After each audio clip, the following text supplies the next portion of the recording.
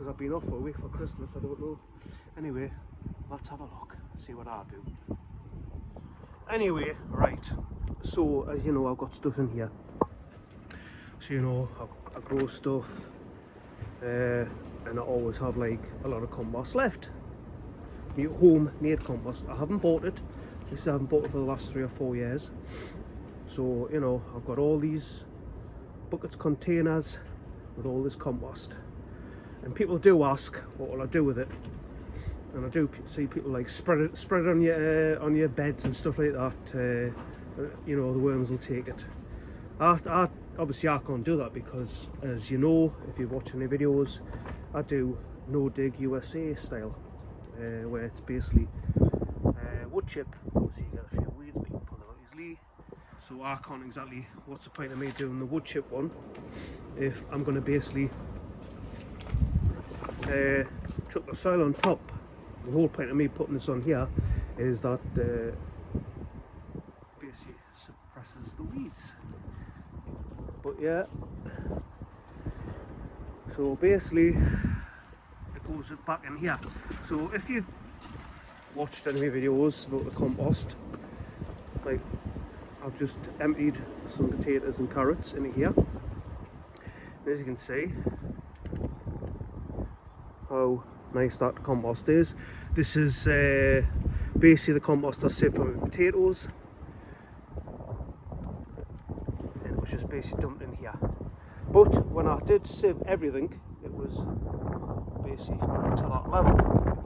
Now you can see it's heat because every time I dig anything out of the ground, and I put my chicken coop poop, I put it in a bucket. Put it back in a bucket, or like this bin here. This was up to here, so it settled down a bit. This is basically any stuff that was in the ground shoved into here. So you can imagine how much compost I'm making at the minute. This is bearing in mind that was level, well just below the level there. Now it's getting heaped. I've got this bucket, I'm saying bucket, bin full of compost. Well, it will be new compost. I've got all these containers here, the 32 litres, 30 litre ones. I'm saying 32, I don't know why. All of these as well are filled up with the soil from the ground. And like I say, there's all the potatoes here, all the carrots, all the chilies, all of that will be getting put eventually into this once I half it and I sort that out. The minute I've got loads of the branches, sunflower stems in here, because you know, I don't know whether I'm going to have enough compost, well homemade compost, to go into here. Basically I'll be putting a lot of the spent stuff into here once I sort it out. Obviously the branches will bulk it out, they'll rot down, they'll get a bit more for plants. And you know, the way I do it really is that obviously the spent compost is here on top. I like to mix it with the new stuff that's in it, well, the stuff that I saved from last year, which is in here. Let that train go by. It's all going on. Merry Christmas, everybody. Bye. It's starting to rain. Yeah, so basically this just goes into here. Yes, it's probably, you know, I lost a lot of the nutrients, but I tend to, like I say, is I dig and I basically incorporate it, gets mixed up, and at the same time, if I take any of this out, I've normally sieved a lot of the coop poop, half and half. The same as like if I don't do that and I use this for next year, the seeds, seedlings tend not to like rich soil, they tend to like just like, I would say neutral, but you know, I've used this before, spent compost that I've made, and the seeds have been okay. So yeah, that's what I do with the spent compost. I don't chuck it, I don't put it on the beds. What's the point? Because then you have to buy more compost. So you can imagine when I'm like I say, is when I'm digging the soil, I'm putting it in here. The holes are getting filled with me sieved coop poop. So that's, you know, instead of manure, that's going to the ground every time, all over the place. So I'm putting stuff into the ground for the next plant that might go near that next year. I'm enriching the soil. This will get put on the compost pile. It'll get saved, put on there, reused again. You know what I mean?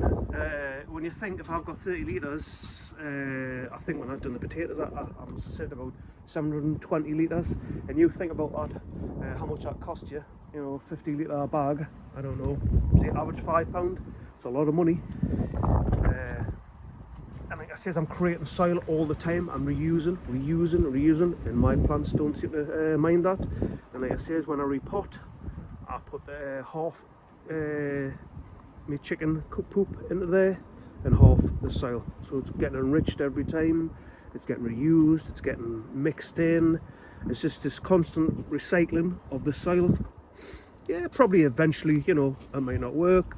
The plants might say, no, enough is enough. But if I keep doing that every year, I'm making, like I said, I'm making so much soil at the minute. This has took me, like I said, 2 or 3 years, well, a couple of years beforehand, and I haven't bought any compost for 2 or 3 years, 4 years maybe. I should have wrote it down, really shouldn't. Anyway, that's what I do. So, you know, try, you know, if you want to put it on your beds, do that, but then you have to start buying more compost, more peat free compost or peat, whatever you use, and it costs money.